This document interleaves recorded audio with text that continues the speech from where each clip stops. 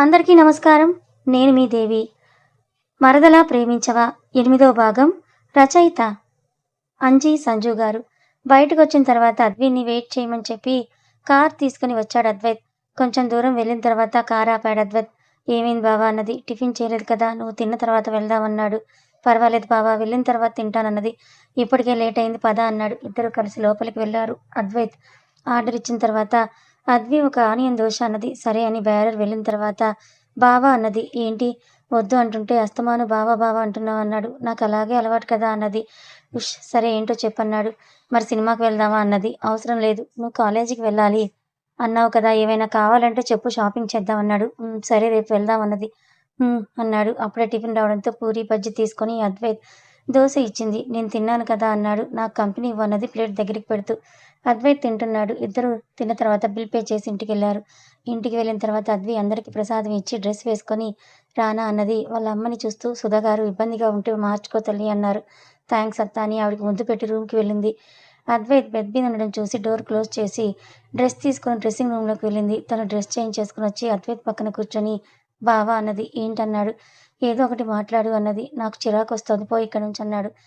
నేనంటే ప్రేమే లేదన్నది. అవును లేదు, చాలా వెళ్ళి ఇంకా ఈ వయసులో ప్రేమ ప్రేమ, ముందు దృష్టి చదువు మీద పెట్టు అన్నాడు. సరేలే అని పక్కన పడుకుంది. ఈవినింగ్ టైంకి ఇద్దరు కలిసి కిందకెళ్లారు. ఆ నైట్ సెకండ్ నైట్ ప్లాన్ చేశారు. అద్వి రూమ్లోకి వెళ్ళేసరికి అద్వైత్ వర్క్ చేసుకుంటున్నాడు. అద్వి సైలెంట్గా బెడ్ రెస్ట్ని ఆనుకొని చూస్తుంది. ఎప్పుడు వర్క్ కంప్లీట్ అవుతుందా అని. అద్వైత్ కాసేపటికి ఎవరో చూస్తున్నారనిపించి పైకి చూశాడు. అద్వి రెప్ప కొట్టకుండా చూస్తోంది. చిన్నగా నవ్వుకొని ఏంటన్నాడు. ఏం లేదన్నది. మరైతే పడుకో అన్నాడు. నువ్వు వచ్చిన తర్వాత పడుకుంటానన్నది. నాకు లేట్ అవుతుందన్నాడు. పర్వాలేదన్నది అద్వి. ఉష్ సరేని అని తన వర్క్ చేసుకుంటున్నాడు. చూసి చూసి బెడ్ రెస్ట్‌కి ఆనుకొని నిద్రపోయింది అద్వి. ఎప్పటికో వర్క్ అవడంతో ల్యాప్‌టాప్ క్లోజ్ చేసి అద్విని చూశాడు. నిద్రపోతోంది. పడుకో అంటే ఎదురు చూస్తానని నిద్రపోయిందని వెళ్ళి అద్విని సరిగ్గా పడుకోబెట్టి తను పడుకున్నాడు. నిద్రలో అద్వైత్ ప్రెజెన్స్ తెలిసిందేమో దగ్గరికి జరిగి గుండెల మీద తలపెట్టుకొని పడుకుంది. నీ ఎంకమ్మ, ఇదేమైనా పరుపు అనుకుంటున్నావా అన్నాడు. బావా ప్లీజ్ డిస్టర్బ్ చేయకు అన్నది. ఓసిని అనుకుని చుట్టూ చేయి వేసి జో కొడుతూ తను నిద్రపోయాడు. నెక్స్ట్ డే మార్నింగ్ అద్వి లేచేసరికి అద్వైత్ కౌగిల్లో ఉండటం చూసి హ్యాపీగా ఫీల్ అవుతూ తనని చూసి నుదుట ముద్దు పెడుతూ గుడ్ మార్నింగ్ బావా అని విడిపించుకొని వెళ్ళి ఫ్రెష్ అయ్యి కిందకు వెళ్ళింది. అప్పటికే లేచిన సుధగారు, లలిత గారు అద్విని చూసి అప్పుడే లేచావా అన్నారు షాక్ అవుతూ. అమ్మా అన్నది అద్వి. ఏంటన్నారు లలిత గారు. నువ్వు ఇలా అంటే నేను వెళ్ళి పడుకుంటా అన్నది. వద్దు బంగారం, వెళ్ళి పూజ చేయి అన్నారు.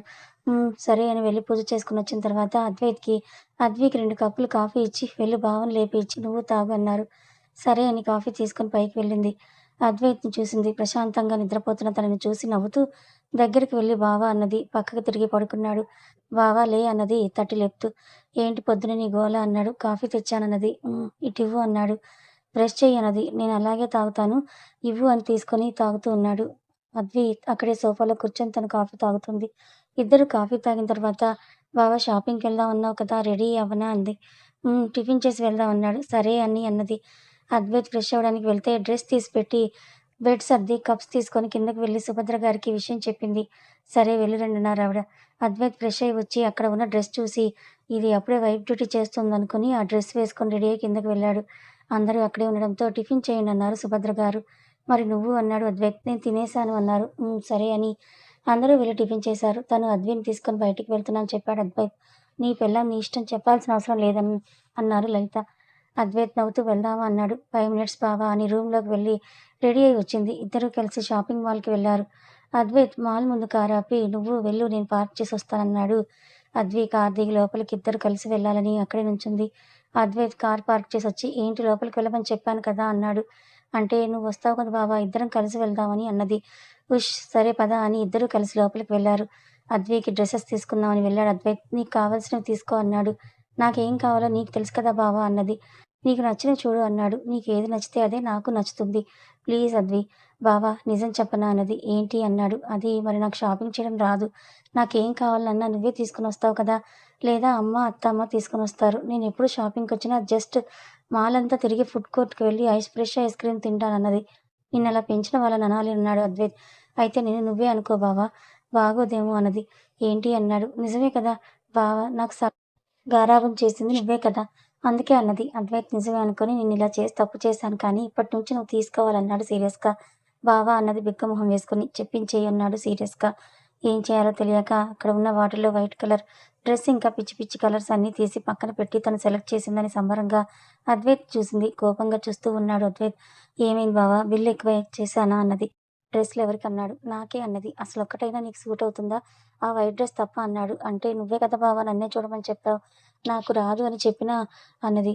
అద్వైత్ ఒక్క చూపు చూసి ఫాస్ట్‌గా తనకి కావాల్సిన డ్రెస్‌లన్నీ కూడా సెలెక్ట్ చేసి పెట్టాడు. "ఇంకా ఏమైనా కావాలా?" అన్నాడు. "అంటే అది" అన్నది. "చెప్పు" అన్నాడు. మరి ఇన్నర్స్ అన్నది లో వాయిస్‌తో. "ఒసేయ్ మొద్దు వెళ్లి తెచ్చుకో" అన్నాడు. "ప్లీజ్ బావ నాకు తెలియదు" అన్నది. "బాబోయ్! నీ బాబు ఇలా పెంచాడేంటి నిన్ను" అని కోపంగా అన్నాడు. "బావ నాన్న నాతో కంటే నీతోనే కదా ఎక్కువున్నాడు. ఇంకెక్కడ నన్ను పెంచాడు" అన్నది. "మరెలా పెరిగావే?" అన్నాడు. "నా మామ పెంచాడు" అన్నది. "అబ్బో! అందుకే ఇలా తయారయ్యావా?" అన్నాడు చెయ్యి పట్టుకొని తీసుకునెళ్తూ. అక్కడ వేరే దగ్గర ఇన్నర్స్ చూస్తూ తన సైజ్ చెప్పి తీసుకున్నాడు. అన్నీ ప్యాక్ చేయమని మెన్స్ వేర్‌కి వెళ్ళాడు. వెనకే వెళ్ళింది అద్వి. "ఏంటి?" అన్నాడు. "మామూలుగా వచ్చాను" అన్నది. "సరే వెళ్ళక్కడ కూర్చో" అన్నాడు. "నేనిక్కడే ఉంటాను" అన్నది. "నేను ఇన్నర్స్ తీసుకోవాలన్నాడు." "పర్వాలేదు నాకు నువ్వు తీసుకున్నావు కదా! నేను జస్ట్ చూస్తానంతే" అన్నది. బాబోయ్! దీనికసలు సిగ్గు పెట్టలేదు దేవుడనుకుని "అక్కడ జెంట్స్ ఉంటారమ్మా ఇక్కడ కూర్చో" అన్నాడు. అందరిలోకి తనని తీసుకెళ్ళడం ఇష్టం లేక. "ప్లీజ్ బావ వస్తాను" అన్నది ఇన్నోసెంట్‌గా. "ఉష్ అబ్బా! నువ్విక్కడ కూర్చుంటే ఐస్ క్రీమ్ కొని పెడతానన్నాడు." "నిజమా?" అన్నది వెలిగిపోతున్న మొహంతో. "దీనికి ఐస్ క్రీమ్ ఉంటే చాలు" అని తల కొట్టుకొని "ఆ! కొంటాను వెళ్లి అక్కడ కూర్చో" అన్నాడు. సరే అని వెళ్లి అక్కడ ఉన్న చైర్‌లో కూర్చుంది. ఎంతో కష్టమే అనుకుని తనకు కావాల్సినవి తీసుకొనొచ్చాడు. అన్నీ బిల్ వేసిన తర్వాత కార్‌లో పెట్టించి అద్వైకి చెప్పినట్లు ఐస్ క్రీమ్ తీసుకొనొచ్చాడు. "నువ్వు తిను బావ" అని తను తిన్న స్పూన్‌తోనే అద్వైత్‌కి పెట్టింది. "వద్దు నువ్వు తిను" అన్నాడు. "ప్లీజ్ బావ తిను కరిగిపోతుందన్నది." ఉష్ అని నోరు తెరిచాడు. అద్వి నవ్వుతూ కొంచెం అద్వైత్‌కి పెట్టి మిగతాది తను తిన్నది. మధ్యాహ్నం బయట భోజనం చేసి వెళ్లారిద్దరు. ఇంటికి వెళ్ళేసరికి సుభద్ర గారు ఇద్దరిని చూసి "ఇంతసేపు ఏం చేశార్రా?" అన్నారు. "అది నాని షాపింగ్ చేసేసరికి లేటయిందన్నాడు." "హ్మ్. సరే తినండన్నారు." "తినే వచ్చాం" అన్నాడు అద్వైత్. వెళ్లి రెస్ట్ తీసుకోండి" అన్నారు. డ్రైవర్ షాపింగ్ బ్యాగ్స్ లోపల పెట్టేసరికి అవి అన్నీ సోఫాలో పెట్టేసి బెడ్డెక్కింది అద్వి. "ఏయ్ ముందవి సర్ది పడుకో" అన్నాడు. "ప్లీజ్ బావ లేచాక సర్దుతాను" అన్నది. ఎలాగో ఏడు అని ల్యాప్‌టాప్ తీసుకొని బాల్కనీలోకి వెళ్ళాడు. వర్క్ చేసుకుంటూ రఘుకి ఫోన్ చేసి "ఎంతవరకు వచ్చింది మన లోన్ సంగతి" అన్నాడు. "అది బావ షూరిటీ కావాలని అడుగుతున్నారు. ఎక్కడికి వెళ్ళినా" అన్నాడు. "ఇప్పుడెలా రా?" అన్నాడు అద్వైత్. "అది" అన్నాడు రఘు. "చెప్పు" అన్నాడు. "అది అంకుల్‌ని కానీ, బాబాయ్‌ని కానీ అడిగితే" అని అన్నాడు. "వద్దు. వాళ్ళ హెల్ప్ తీసుకునేలా ఉంటే ఎప్పుడో ఈ పని అయ్యేదన్నాడు." సరే చూస్తానన్నాడు. అని పెట్టేసి ఆలోచిస్తున్నాడు. ఈ పాటికిప్పుడంటే ఎలా? ఇంకా ల్యాండ్ కూడా చూడలేదు. ముందు అది చూడాలని తెలిసిన వాళ్ళకి ఫోన్ చేసి ఒక ల్యాండ్ కావాలని అడిగాడు. చూసి చెప్తారని అతను పెట్టేశాడు. అద్వైత్ అలాగే ఆలోచిస్తున్నాడు. ఈవినింగ్ టైంకి అద్వి లేచి చూసింది. అద్వైత్ బాల్కనీలో వర్క్ చేసుకుంటున్నాడు అని లేచి ఫ్రెష్ అయ్యి కిందకి వెళ్లి కాఫీ తీసుకొని వచ్చింది. అద్వైత్ ఏదో ఆలోచించడం చూసి "ఏమైంది బావా?" అన్నది కప్ చేతికిస్తూ. "ఏం లేదు" అని థాంక్స్ అన్నాడు కాఫీ సిప్ చేస్తూ. "చెప్పు బావ ఏం పర్వాలేదు నేను హెల్ప్ చేస్తానన్నది. "అవునా? అయితే నాకొక 50,00,000 కావాలి. అలాగే ఒక సైట్ కూడా కావాలి చూస్తావా?" అన్నాడు. "అమ్మో! అంత డబ్బా? నేనెక్కడి నుంచి తీసుకొనొస్తాను కానీ బావ నాన్న నా పేరు మీద ఒక ల్యాండ్ కొన్నాడన్నది. నాకొద్దన్నాడు." "అదేంటి బావ నాదైతే నీదే కదా" అన్నది. "కాదులే కానీ వెళ్ళు నువ్వు" అన్నాడు. "ఎందుకు బావ అలా అంటావు? నేనంటే ఇష్టం లేదా నీకు?" అన్నది బాధపడుతూ. "అసలే పిచ్చి ప్రేమ తనంటే తనని బాధపెట్టలేక ప్లీజ్ అద్వి లోపలికి వెళ్ళు కాస్త చిరాగ్గా ఉంది. ప్లీజ్ మా వెళ్ళు" అన్నాడు. అద్వి ఇంకేం మాట్లాడకుండా వెళ్ళిపోయింది. అద్వైత్ ఆలోచిస్తూ ఉన్నాడు. నైట్ భోజనం టైంకి కన్నా అన్నారు సత్యగారు. "చెప్పు మామ" అన్నాడు ముభావంగా. "ఏమైంది అలా ఉన్నావు" అన్నారు. "నథింగ్ మామ" అన్నాడు. "సరే అయితే నీకొక విషయం చెప్పాలన్నారు." "ఏంటి మామ అది?" అన్నాడు. "ముందు ఈ పేపర్స్ మీద సైన్ చెయ్యి" అన్నారు. "ఇప్పుడెందుకు" అన్నాడు. "చూసి చెయ్యి కన్నా" అన్నారు సత్యగారు. "అవసరం లేదు మామ నీ మీద నాకు నమ్మకం ఉందని చూడకుండా సంతకం చేస్తాడు." అప్పుడే అక్కడికొచ్చిన సుధా వాళ్ళ వదిన, అన్నయ్య అది చూసి "అలా చూడకుండా ఎలా సంతకం చేస్తావు అద్వైత్" అన్నారు. "నా మామ నాకెప్పుడూ మంచే చేస్తాడు" అని అన్నాడు. "అని నువ్వనుకుంటే సరిపోతుందా?" అన్నది వనజ. "మరి నువ్వనుకోవాలా?" అన్నాడు అద్వైత్ గట్టిగా. "కన్నా" అన్నారు లలిత గారు. సైలెంట్ అయ్యాడు అద్వైత్. "కూర్చోండి వనజ. ఏంటి చెప్పకుండొచ్చారన్నారు సుభద్ర గారు. మాకు తెలీదు కదా! చెప్పి రావాలన్నారు." "సుధా ఎలా ఉన్నావన్నది పరశురాం. "బాగున్నా అన్నయ్య" అన్నది ఆవిడ. "మీరెలా ఉన్నారన్నయ్య" అన్నది. "ఇంకా ఎలా ఉంటామమ్మా? కనీసం మేనల్లుడు పెళ్ళికి కూడా మమ్మల్ని పిలవలేదన్నారు" పరశురాం గారు. "అది అన్నయ్య అత్తయ్యకి హెల్త్ బాలేదు. ఇప్పుడు సడెన్‌గా అనుకోకుండా చేసేశామన్నారు" సుధగారు. "అది ఏంటి సుధా లాస్యని అద్వైత్‌కి చేద్దామని అనుకున్నాం కదా!" అన్నారు పరశురాం గారు. అప్పుడే రూమ్‌లో నుంచి బయటికి వచ్చిన అద్వి ఆ మాట విని బావకి లాస్య అంటే ఇష్టమేమో, అందుకే నాతో సరిగ్గా ఉండటం లేదేమో అనుకుంది. "నేను అనుకోలేదన్నయ్య" అన్నారు సుధగారు. "అదేంటి సుధా అలా అంటావు? నీకు మాకన్నా వీళ్ళే ఎక్కువ" అన్నది వనజ. "ఇప్పుడు ఎక్కువ తక్కువ మాటలెందుకన్నారు జయరాం గారు. "అది కాదు బావ కనీసం మాకొక మాట కూడా చెప్పలేదు. మేమేమైనా పరాయి వాళ్ళమా" అన్నారు. "ఇప్పుడు అవన్నీ ఎందుకు అంటున్నారు" జయరాం గారన్నారు. గొడవలెందుకు అని ఆయన చూస్తున్నారు. ఇప్పుడు కాక ఇంకెప్పుడు మాట్లాడాలి బావ? ఎక్కడి పెళ్ళికి మేము అడ్డొస్తామని మాకు చెప్పలేదన్నాడు పరశురాం. అమ్మా ఏంటిదంతా అన్నాడు అద్వైత్. సారీ కన్నా నేను మాట్లాడతానన్నారు. అన్నయ్య గొడవ చేయకండి ముందు భోజనం చేద్దాం రండి అన్నారు సుధగారు. మేమేం తిండికి గతిలేక రాలేదన్నది వనజ. అలా అని ఇప్పుడు ఎవరన్నారన్నాడు అద్వైత్ కోపంగా. అలాగే ఉందల్లుడు. మేమొక్క విషయం అడుగుతుంటే మీరు తినడానికి రమ్మంటే ఎలా అన్నారు. అసలే నాకు అర్థం కాక అడుగుతాను. మీ ప్రాబ్లమ్ ఏంటన్నాడు అద్వైత్. నిన్ను అల్లుడుగా చేసుకోవాలని లాస్య పుట్టినప్పటి నుంచి అనుకుంటున్నాం. మీ అమ్మకు కూడా చాలా సార్లు చెప్పామన్నారు. అద్వైత్ సుధగారిని చూశాడు. బాధగా తలదించుకొని ఉన్నారు. ఎలాంటి వాళ్ళైనా సొంత అన్నయ్య కదా!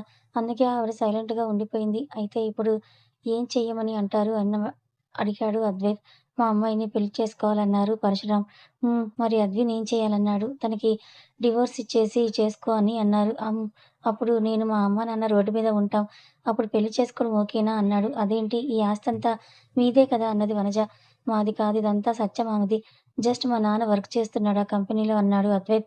వాళ్ళెలాంటి వాళ్ళో బయట పెట్టడం కోసం. నిజమా? అన్నారు.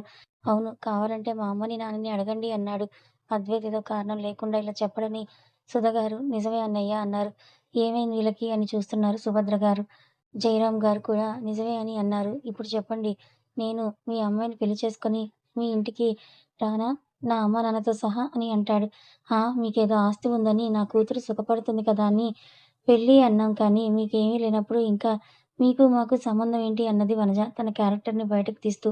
ఇంట్లో వాళ్ళందరూ కూడా షాకయ్యారు. ఆమె ఆన్సర్‌కి ఒక్క నిమిషం అని మామ అన్నాడు. చెప్పు కన్నా అని అన్నారు. నువ్వు నా మీద ఒట్టు వేసి నిజం చెప్పాలన్నాడు. నీ దగ్గర దాపరికాలేంటి కన్నా? పేరుకు మీ నాన్న ఫ్రెండ్ అయినా నేనే విషయమైనా నీకు చెప్పకుండా ఉంటానా? అని మీ నాన్న దగ్గర చెప్పని విషయాలు కూడా నీకు చెప్తాను కదా! ఇంకా ప్రామిస్‌లవి ఎందుకు?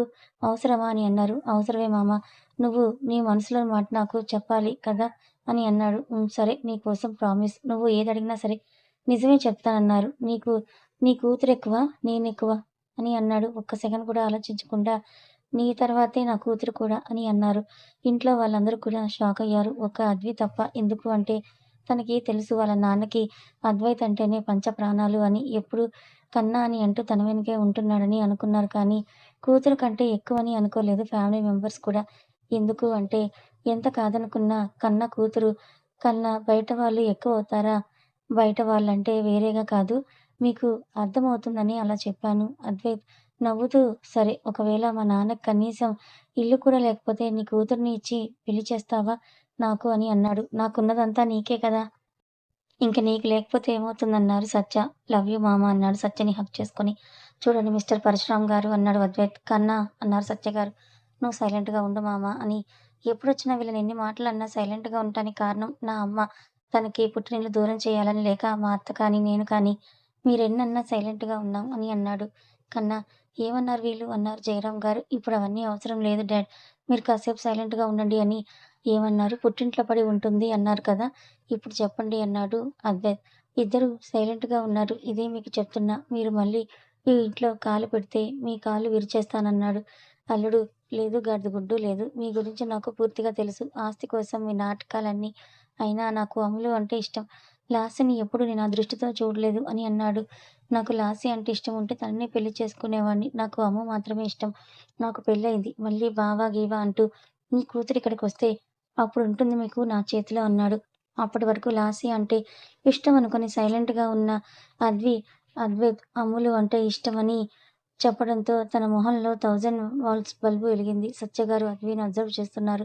అప్పటి వరకు సైలెంట్‌గా ఉన్న సుధగారు చేతులు ఎత్తి దండం పెడుతూ దయచేసి నా ఇంట్లో నుంచి బయటికి వెళ్ళను అన్నయ్య. మళ్ళీ ఇక్కడికి మీరు రావద్దని ఇన్ని రోజులు నా గురించి ఆలోచించి అందరూ మౌనంగా ఉన్నారు. ఇప్పుడు కూడా నా కొడుకు మౌనంగా ఉండడు. దయచేసి వెళ్ళండి.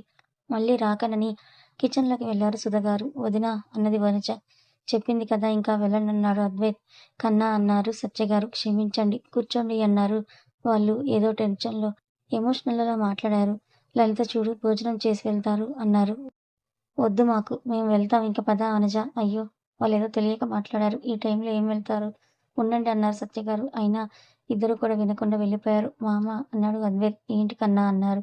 నువ్వెందుకు వాళ్ళని అలా బెగ్ చేస్తున్నావు వెళ్ళనివ్వు అన్నాడు సీరియస్‌గా అద్వైత్. రేయ్! నువ్వు సైలెంట్‌గా ఉండు. మీ అమ్మ బాధపడుతుందన్నారు సత్యగారు. నిజంగా సుధగారు లోపల బాధపడతారు. సత్యగారు కిచెన్‌లోకి వెళ్లారు. సుధగారు బాధపడడం చూసి సుధా అన్నారు. ఆ అన్నయ్య అన్నారు కళ్ళు తుడుచుకొని. ఎందుకు తల్లి నా దగ్గర నీ బాధ దాస్తున్నావని అన్నారు. అన్నయ్య అని హగ్ చేసుకొని ఎప్పటికైనా మారతారని అనుకున్నా కానీ ఎప్పుడు వచ్చినా మిమ్మల్ని ఏదో ఒకటి అంటూనే ఉంటారు అని అన్నది. సరే వదిలేయి రేపెళ్ళి మాట్లాడదామని అన్నారు. ఇంకా వద్దన్నయ్య వాళ్ళతో నాకు ఉన్న బంధం ఇక్కడితో తెగిపోయిందని అన్నారు. సుధా ఎంతైనా అతను నీకు సొంత అన్నయ్య అన్నారు. నాకు నువ్వున్నావు కదా చాలు అన్నది. సరే బాధపడకు నాకు ఆకలిగా ఉందిరా అన్నారు. అయ్యో ఒక్క నిమిషం అన్నయ్య అని అన్నీ టేబుల్ మీద సర్ది పెడతాను అన్నారు. వద్దు కానీ నువ్వురా అని అంటూ ఆమె చెయ్యి పట్టుకొని తీసుకొని వెళ్ళి డైనింగ్ టేబుల్ దగ్గర కూర్చోపెట్టి లల్లి భోజనం పెట్టు అన్నారు.